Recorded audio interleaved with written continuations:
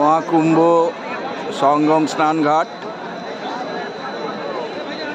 এখন ঘড়িতে রাত্রি 11:50। আমরা এসে গেছি শাহী স্নানের উদ্দেশ্য নিয়ে।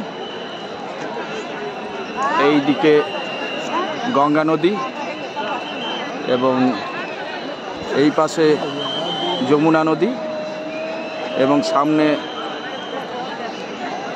গঙ্গা যমুনার সঙ্গমস্থল।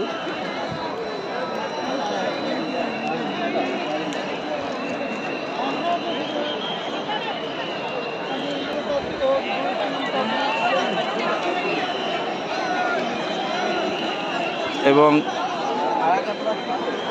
ত্রিবেণী সঙ্গম বলা হয়, যেহেতু অন্তঃসলীলা সরস্বতী নদীও এই দুই নদীর মধ্যে দিয়ে প্রবাহিত। আমরা এসে পৌঁছে গেছি।